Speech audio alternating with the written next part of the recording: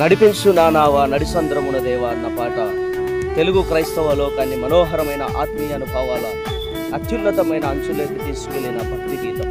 ఈ పాట పాడని క్రైస్తవుడు లేడు, మోగని చర్చి లేదు, మారుమోగని క్రైస్తవ సభలు లేవు.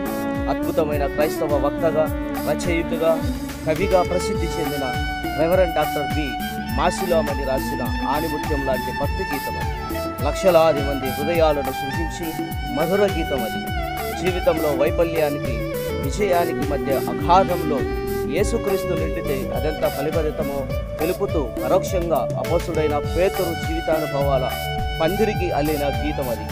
ఎంతో సరళమైన భాషతో అత్యంత ప్రగాఢమైన భావాలను శ్రోతల హృదయాల్లో కుమ్మరించడం మాసిలోమణికి ఎన్నతో పెట్టిన విద్య.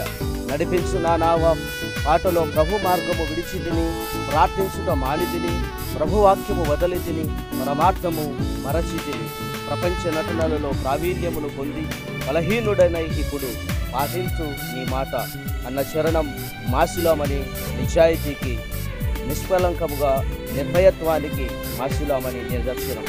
దేవుడు నిర్దేశించిన స్థాయిని అందుకోలేకపోవడం, మళ్ళీ లేపబడడం అందరి అనుభవమే. అయినా ప్రతి ఒక్కరూ తాము అందుకు మినహాయింపు అన్న పద్ధతిలో డబ్బా వాయించుకుంటున్న పరిస్థితుల్లో తాను మాత్రం అందరిలాంటి వాడనేనని ఒప్పుకున్న మహనీయుడు మాసిలోమణి.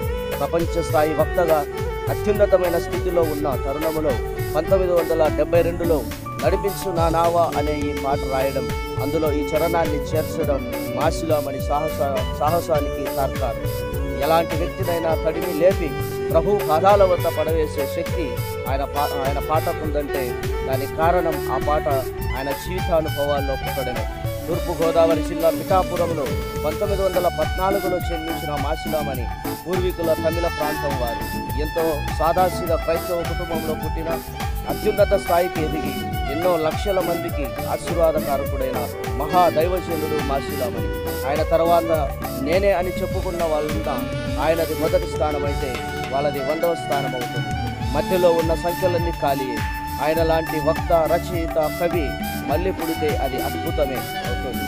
ఆ అద్భుతం జరగకున్న మాసిలోమణి జ్ఞాపకాలు, ప్రసంగాలు, పాటలు కనీసం 1000 తరాలకు వెలుగు పాటలు. ప్రియమైన వారులారా, మాసిలోమణి గారు ఆయన అద్భుతమైనటువంటి జీవిత అనుభవాల్లో నుండి వచ్చిన నడిపించు నా నావా అనే ఈ పాట నాకు చాలా ఇష్టమైనది. మీకు ఎంతమందికి ఇష్టమో తెలియజేసి కామెంట్ చేయాలని ప్రభు పేరిట మీకు మనవి చేస్తున్నాను. Thank you. దేవుడు మనల్ని అందరినీ దీవించునుగాక.